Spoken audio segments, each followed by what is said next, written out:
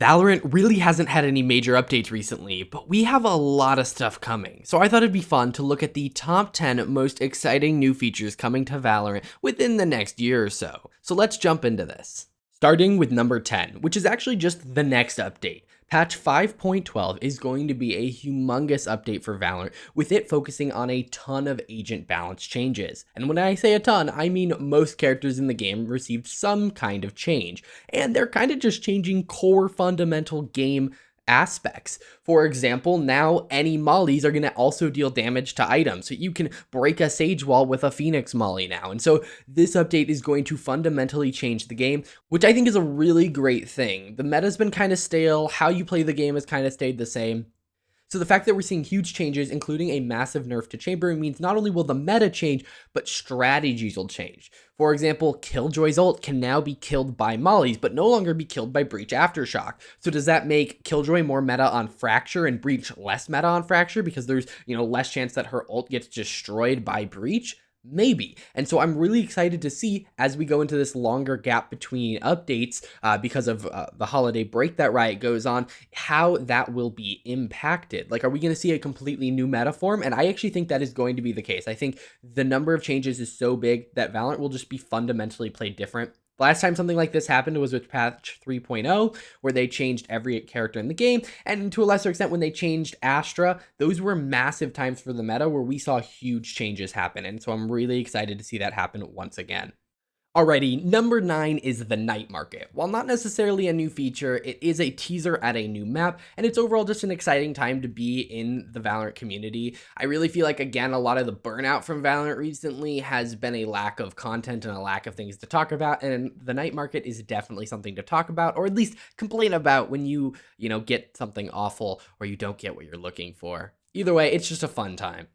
All right, number 8 is improved comms moderation. And we actually started seeing this get rolled out with the last update where you can actually get comm banned in the middle of a game rather than after it. So if someone's being overly toxic in text chat, they will get muted within that game, and it should overall help improve the mental health of Valorant players, which I think is a really great thing. But they only rolled it out to NA, not the rest of the world, and so I expect that to come out soon as well. But we've also gotten some news on other features coming out. So for example, they are going to start moderating audio chat or voice chat automatically. So if you start saying things in voice chat, which is actually where a majority of harassment happens within teams, that will now be much more moderatable. Basically, they made a change to their terms and their policies a while back that allowed them to basically monitor voice chat. Before, that was not in their privacy policy.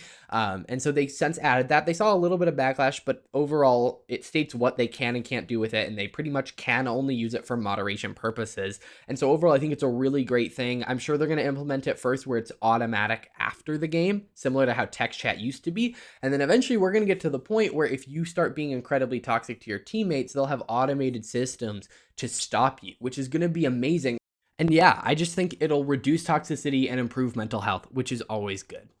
Alrighty, and then number 7 is going to be Split's return. So we got it confirmed a little bit ago that Split is returning to the game with the next episode, which is really, really exciting. It's going to have some new changes, so in a lot of ways, this is going to feel like a new map with a brand new meta, brand new characters like Harbor that I've never seen play on Split, as well as just actual changes to the map. We're also getting that alongside a new map, which I'll talk about a little bit later, but this means that this should be an update where the map pool is going to feel completely different. There's going to be no bind and no breeze, and instead a new map and Split. Again, when I talk about changing the meta, those are the big things that do that. New maps, new characters, character changes, and we're seeing a lot of that coming up. So again, it should be a really exciting time to be a Valorant player. Yes, I wasn't the biggest fan of Split, and you can hear that in my video where I was excited for it to go, but I actually really missed the map, and I'm excited to see how the current agents act on the map. We've seen tons of agent changes to things like Jet, Cypher, Chamber, Neon, even Fade. They've all seen changes. So I'm very curious to see how they'll play on the map now that it's coming back. Either way, let's jump into number 6, which is going to be one that's actually a little bit further out, but it is gifting. So we had the announcement a little while back, and by a little while back, I mean in 2020, that we were getting a gifting system by the end of the year. It is now going on 2023, and we have no such system. And actually, in a recent Ask Valorant, they announced that they kind of put the system on temporary hold, and so development's not being technically actively worked on it, but the system was in its early stages, and they said they're not canceling it. They don't have a date for us, and it'll be somewhere down the line. I think gifting's a really cool idea. Again, it sparks community engagement. You know, Valorant giveaways are a huge part of the community if you're anywhere on Valorant Twitter or even sometimes Valorant YouTube. And I think being able to either, gift each other Valorant points could also allow for more like tournaments that aren't necessarily run by Riot to be in the game. And I think that's actually the bigger potential of the system. Right now, you pretty much have to just use PayPal, which is a little bit weirder and a little bit less streamlined. But if we had a way to in-game basically do like payouts for things like tournaments, I think that would be a really awesome way to expand what you can do. Again, Valorant, as a game is really great, and that's why we all play it. Just giving more opportunities to play it in more interesting ways is great, and I think the gifting system is a good way to do that. Alrighty, number 5 is Xbox Game Pass integration. Now, this isn't Valorant coming to Xbox, but they announced that Valorant is coming to Xbox Game Pass, meaning that you can link your Xbox account, and if you have Game Pass, you'll get some benefits in Valorant. So, for example, they announced that you will unlock all agents. So if you don't have all the characters unlocked, you will unlock all the characters. And also, you'll get some extra XP. The big part about the new characters thing is that when new characters come out, you can unlock them day one without having to pay anything. And so I think this is just a really cool way to help people get characters early. It's also a way for people who already have Xbox Game Pass to maybe spend a little bit less time playing Valorant while still being able to get all the battle pass. I feel like a lot of the time people stop playing Valorant because they feel burned out, and they feel burned out because they feel like they have to complete the battle pass, and this kind of alleviates that. Yes, it's kind of locked behind a paywall, but Game Pass is getting to the point where it is such an amazing value that a ton of people already have it. And so I just, it's something that you may already be paying for, and you're going to get some more benefit for it. So I'm really excited to see it come. We know it should be coming within a year of its original announcement, which was in early 2022. Either way, let's jump into number 4, which is UI updates. Recently, we got a massive UI change to Valorant, which just kind of made the game feel more modern. And after a little bit of changes, it felt even better, and the navigation was great. But they announced that there is more to come, and we actually saw that with the change in the friends list. We saw some changes in how the play queue works when picking modes. There are a couple things that we've seen that have not come out. I'm just assuming the new mode picker will come with tournaments when we finally have different types of modes. And so I am excited to see the UI evolve in a way that allows Valorant to adapt. The worst thing you can see on a game is that they're just adding very meaningless features. And you might think, oh yes, Valorant's doing that. But for example, the UI update was a massive investment. And no, it does not make them any more money. It just allows them to develop into the future. And that shows that they're aiming for a game with lots of longevity, which Riot typically does, but it's just good to see that, hey, Valorant is on a trajectory to keep going and keep evolving so that new content can be added.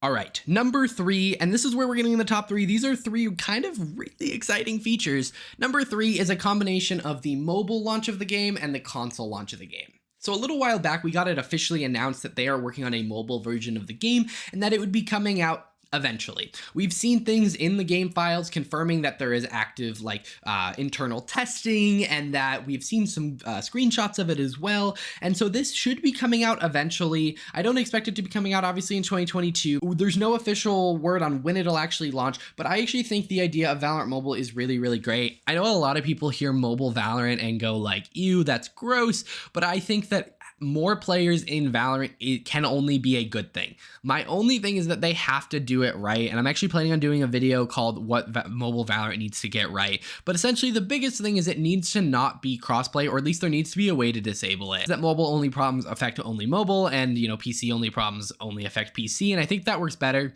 Maybe if there's an option to cross queue, that'd be really, really cool, but I would like at least the option to not cross queue. Similarly, we just got the announcement that they were hiring for Xbox and PlayStation designers basically to port the game over to Xbox and PlayStation. We've actually known about this for quite some time, but it has not been in development for nearly as long as mobile. And they actually have come out and said that they think the console port will be harder. Number 2 is a new map. So we've been getting some teasers on the Battle Pass and in the story of this multiverse hub that is meant to be the location of the new map. Where on our Earth it's destroyed, but on Omega Earth it is still thriving. We haven't gotten as much as I feel like we got for maps like Pearl. Like in Pearl we knew underwater dome in Portugal. Like I feel like we don't have nearly as much considering it's launching in just over a month if it is coming out with the next act. But a new map is definitely in development. We've seen this theme of flowers both in the Battle Pass card and in the night market teaser. So, you know, we know there's this flower multiverse hub thing. Now, whether it's coming out next act or the act after, I'm really excited for the new map. Again, I talked about this earlier with map rotations. New maps are just really, really exciting. They, again, unlock new things for every character. You know, when they added Harbor, unless you're a controller player, you know, if you're just playing Duelist, you don't really care. But when they add a new map, it's something for everyone to enjoy. And so I'm really excited for the new launch. Alrighty, number 1, the Premier system, or the VALORANT Clash Tournament system. In essence, it's a system where you and 4 of your friends can go play in a weekly tournament system and earn points and new rewards that are going to be really, really exciting. We've known that this system is in development for like 2 years at this point, and they finally did the first public alpha in Brazil very recently. And so with that, they announced a bunch of information about the mode. I'm not going to repeat any of that here because there's a lot of it. There is a separate video and I'll link that in the description down below. But yeah, it's really, really exciting. It is one of those things where it's still the same Valorant gameplay, but it's a new way to play. It kind of is my same point that I had with gifting. It's just more ways to play, and it really encourages playing with 4 other people. And that, in my opinion, is the most fun you can have in Valorant. And so I really feel like a system that really encourages that, gives you a new reward structure, all of that can really only be good for the game. It's also cool because it gives you an in-game path to pro play. Right now, if you want to be a pro player, the only real way to do that is to maybe go stream on Twitch or, you know, play in a lot of tournaments. This will give you an in-game way to kind of get noticed, which is pretty awesome. Either way, that's the top 10 most exciting features coming to Valorant. We got a lot of really cool things. We have the stuff coming up with chamber updates and night markets, but we also have brand new ways to play the game on mobile and console, a new UI, new maps, a new game mode, gifting, and even more rewards you can get with Xbox Game Pass. All of these sound like really, really awesome changes, and I'm excited to see them get implemented in the game. But I want to know your guys' favorite. Which of these features are you excited to hit Valorant? Let me know in the comments down below. And if you enjoyed this more, I don't know, conversational style video, let me know of that as well. It's kind of an experiment I'm trying on the channel. But yeah, I will see you guys in the next one. Bye.